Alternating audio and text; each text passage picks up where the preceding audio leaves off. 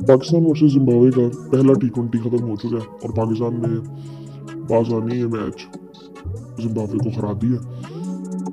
और अगर हम पहले मैं आपको स्कोर कार्ड बताता हूँ, फिर इस पर बात करते हैं डिटेल में कि किस तरह का मैच किया।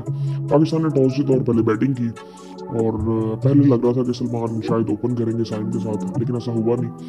उमैर यूसुफ ने ओपन की साइम के साथ। सो ठीक था, बस मतलब इतना कोई लंबी दोनों कोई भी इनिंग नहीं खेल सका। साइम ने भी 24 किया 18 बॉलों पे, दो चौके एक छक्का लगाया। और उमैर यूसुफ ने 16 किया 13 बॉलों पे, एक चौका एक छक्का लगाया। और बड़े और तरीके से आई थिंक वो आउट हुए। और उसके बाद फिर उस्मान खान वन डाउन आए। मुझे लगा था कि वन डाउन शायद सलमान आ जाएंगे, लेकिन उस्मान खान आए वन डाउन। और उन्होंने 39 किया 30 बॉलों पे। शुरू में उनका स्ट्राइक रेट बेहतर था, फिर रन बॉल वो आ गए, फिर उन्होंने सेकंड लास्ट बॉल पे एक छक्का लगाया और फिर वो आउट हो गए। सो बाद में इसमें डिटेल में बात करते हैं, लेकिन उसके बाद फिर सलमान आ गया। सलमान आगा की इनिंग मुझे समझ नहीं आई कि सलमान टी20 में 4 नंबर पे क्यों खेल रहा है। अगर इसने आना था या तो ओपनर आना था या वन डाउन आना था, क्योंकि उस्मान तो पहले 4 नंबर पे खेलता रहा। सो सलमान ने इनिंग बहुत ही गंदी खेली और जब से ये कैप्टन बना है आई थिंक इस पे हमने ना एक्स्ट्रा प्रेशर डाल दी है कि अच्छा भला ये टेस्ट में और वनडे में चल रहा था सही तरह से लोअर मिडिल ऑर्डर में। और ये एक एक्स्ट्रा प्रेशर इस पर पड़ गया और उसके बाद इसकी कोई परफॉर्मेंस नहीं है जब से ये कैप्टन इसको अनाउंस किया हमने। तैयब ताहिर अब खेल रहा था 5वें नंबर पे और इसने वहाँ पे भी अपने आप को जस्टिफाई करवाया कि मैं यहाँ पे भी खेल सकता हूँ। 39 उसने किया 25 बॉलों पे और आखिरी 2 ओवर्स में अगर हम स्कोर ना करते तो शायद हमारा 150 भी ना होता जो सूरत हाल हमारी चल रही थी। इरफान ने किया 27-15 बॉलों पे। अब ये इरफान का 27-15 बॉलों पे बहुत अच्छा लग रहा है, बट ये इनिंग जिस तरह की थी ना, इसमें 3 चौके हैं सिर्फ, यानी कि 12 रन बाउंड्री से आए हैं और इसने तकरीबन आखिरी 2-3 ओवर्स खेले। सो इसमें देखने वाली बात यह है कि अब मुझे ना यहाँ पे कॉम्बिनेशन समझ नहीं आ रहा कि फॉर एग्जाम्पल आप ये देखें उमैर, फिर साइम आता है नीचे, उसका होता है कि वो चलेगा तो फिर वो सेट होने में वो भी टाइम लेता है। उमैर कोशिश कर रहा था लेकिन वो बड़ी अजीब सी शॉट्स वो मारता है, बड़ा इम्प्रोवाइज करता है बहुत ज़्यादा। उसकी मैंने एक दो इनिंग्स उससे पहले देखी थी, इमर्जिंग में भी आई थिंक उसने इनिंग खेली थी। उसके बाद उस्मान खान तीसरे नंबर पे आ जाएगा, जो कि मुझे लगता है उसको चौथे नंबर पे आ जाना चाहिए था, सलमान को ऊपर आना चाहिए था अगर वो टीम में खेल रहा था तो। सो पहले जो इन्होंने प्लेइंग 11 अनाउंस की थी उसमें जो नज़र आ रहा था वो सलमान एज एन ओपनर था। तो पता नहीं अब, क्योंकि सलमान यहाँ पे वन डाउन नहीं खेल सकता।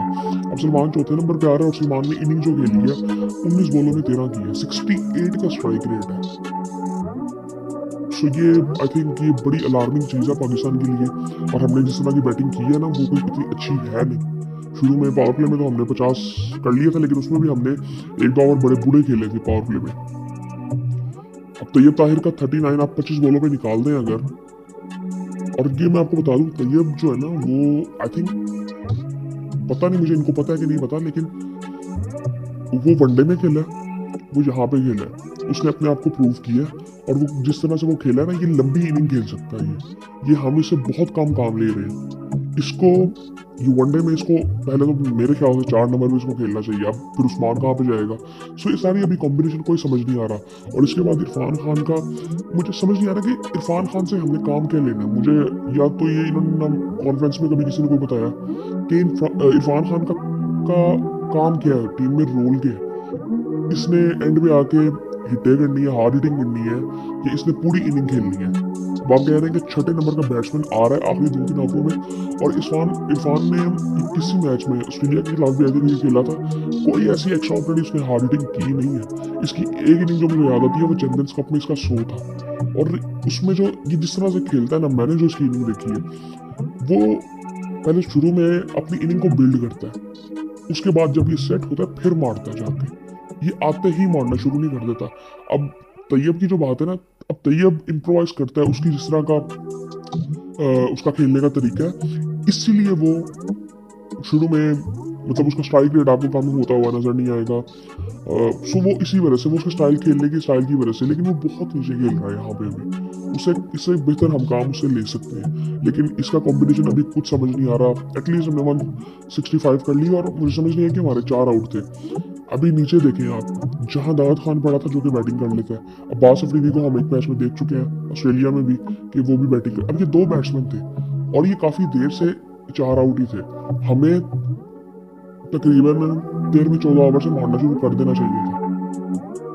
हमने विकेटें ये कहाँ पे लेके जानी है। वो तो ठीक है कि तैयब एक अच्छी इनिंग खेल गया है, इरफान की भी डिसेंट हुई इनिंग, लेकिन अभी यहाँ पे कॉम्बिनेशन ना कुछ समझ आ नहीं रहा। और यहाँ पे अगर एक प्लेयर का नाम लेना हो तो वो सलमान है कि जिसकी जगह बन ही नहीं रही यहाँ पे। उस्मान की भी इनिंग कोई इतनी अच्छी नहीं थी, वो पहले डॉट्स इतनी ज़्यादा खेल रहा था, फिर उसके बाद इंटेंट नज़र आता था, तो फिर उसके बाद डॉट्स इतनी ज़्यादा। सो आई थिंक ये थोड़ी सी अलार्मिंग हमारे लिए चीज़ है कि T20 क्रिकेट हम अच्छी खेल नहीं रही यहाँ पे। आई थिंक जब इंडिया आई थी तो इंडिया ने यहाँ पे उनके हाई स्कोर मैचेस हुए थे सारे, और हम अभी भी वो 150 के राउंड अबाउट वाली क्रिकेट खेल रहे हैं। और सिर्फ एक अच्छी चीज़ ये है कि यहाँ पे नए प्लेयर्स आपको नजर आ रहे हैं, दैट्स इट। और कोई अच्छी बात नहीं है। कॉम्बिनेशन ये कोई इतना खास नहीं है अभी, ये कॉम्बिनेशन अभी समझ से बाहर है। कॉम्बिनेशन हम मेन मैचेस में ऐसे निकाल नहीं सकते।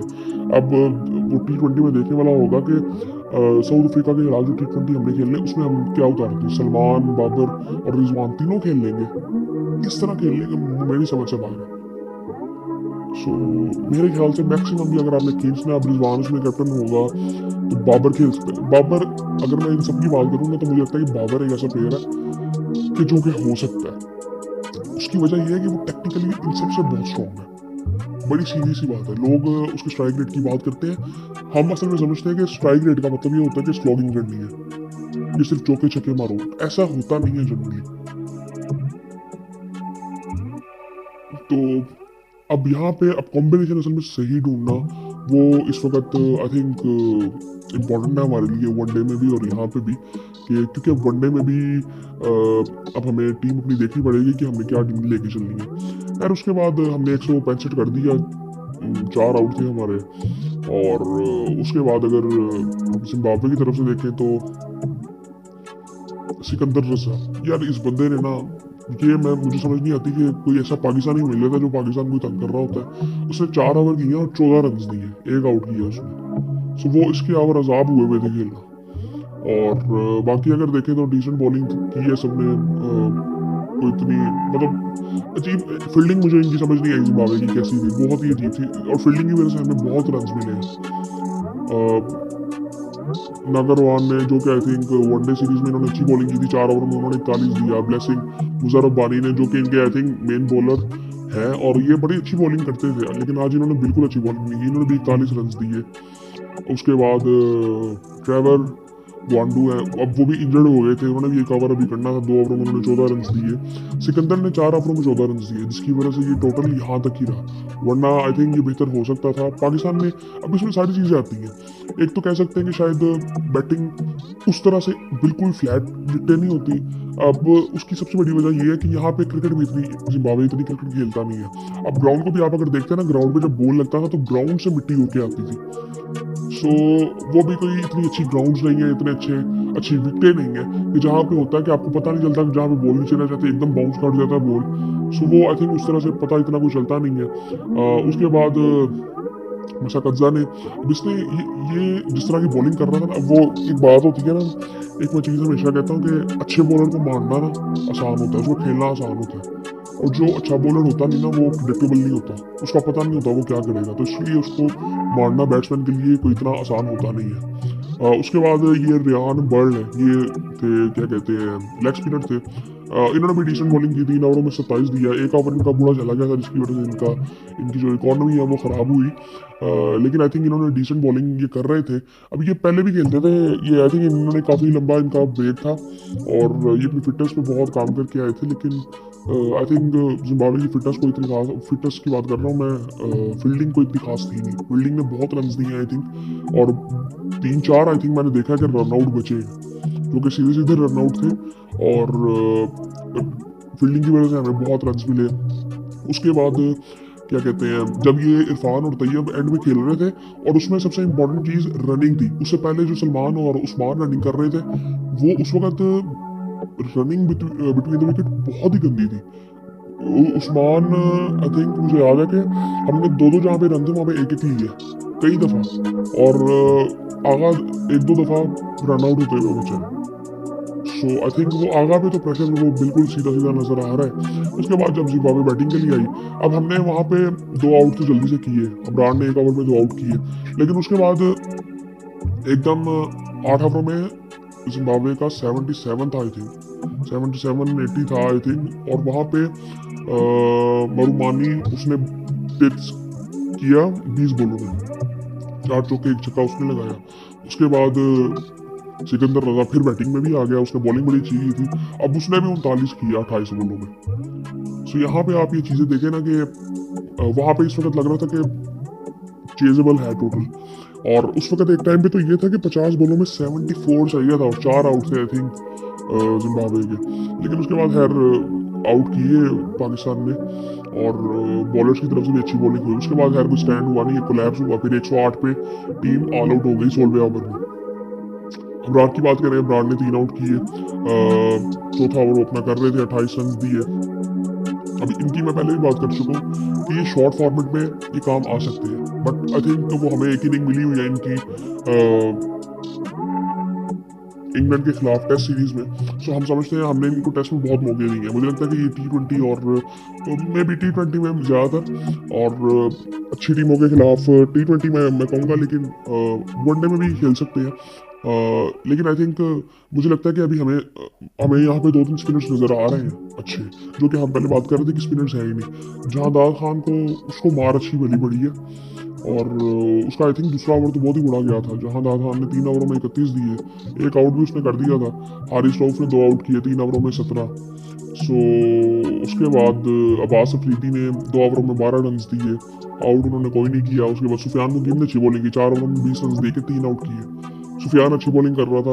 अब यहाँ पे हमें कुछ स्पिनर्स नजर आए, जिस तरह फैसल लखनऊ हमें नजर आया था, और यहाँ पे अब सुफियान भी अच्छी बॉलिंग कर रहा है, बराड़ भी अच्छी बॉलिंग कर रहा है। सो ये आई थिंक ये एक तरह से अच्छी बात भी है, लेकिन बैटिंग में बहुत अलार्मिंग चीज़ें हैं कि हमें कॉम्बिनेशन क्या मिलेगा। अब मुझे देखना है कि हम आगे आने वाले T20 क्या कैसे खेलते हैं, किस कॉम्बिनेशन से खेलते हैं, क्योंकि सबसे जो आई थिंक अलार्मिंग चीज़ लगी है ना कि सलमान एक चौथे नंबर पे खेल रहा है और वो आई थिंक वो बहुत प्रेशर में लग रहा है इस वक्त कि उसके जहन में बहुत सी चीज़ें चल रही हैं और वो अच्छा नहीं है टीम के लिए, क्योंकि वो जिस तरह की परफॉर्मेंस वो कर रहा था वनडे और टेस्ट में, जब उसके पास कैप्टनसी नहीं थी, वो बहुत ज़बरदस्त थी और उसकी ज़रूरत थी पाकिस्तान को। जिस तरह से वो लोअर मिडल ऑर्डर के साथ टैलेंट के साथ बैटिंग कर रहा था आके, वो बड़ा ज़बरदस्त था। और खैर इसी तरह से था और कोई आज काफ़ी चीज़ें आज हो रही थी। जय शाह साहब ने भी आज अपना चार्ज संभाल ली है और इसका मतलब ये है कि कुछ ना कुछ जो बातचीत होनी थी ना वो हो चुकी हुई है।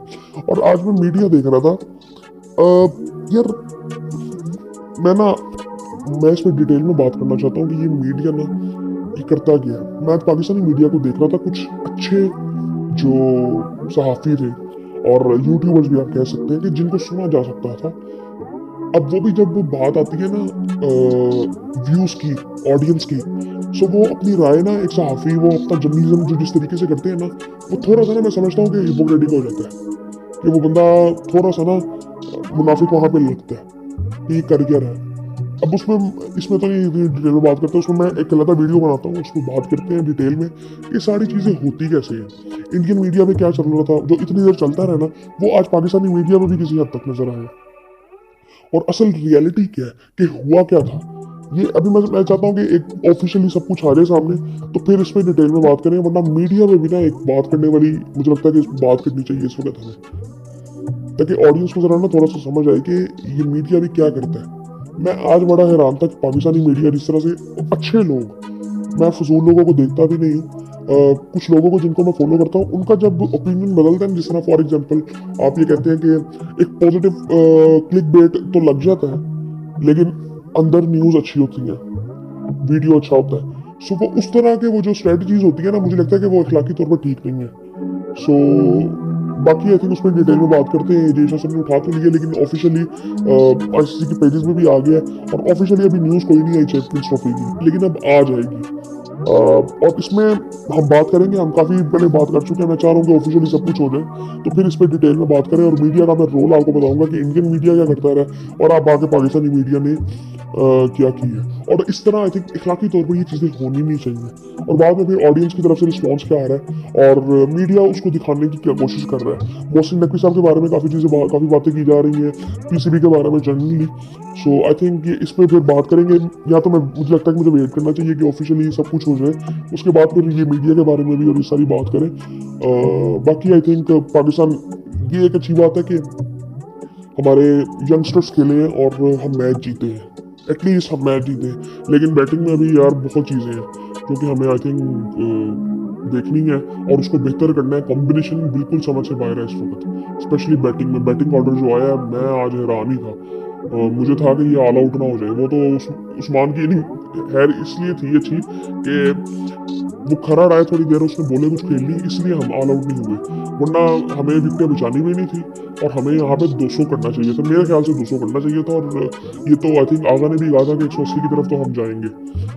लेकिन मुझे लगता है कि हमें 200 करना चाहिए था। हमें अब 200-250 वाली क्रिकेट खेलनी पड़ेगी T20 में।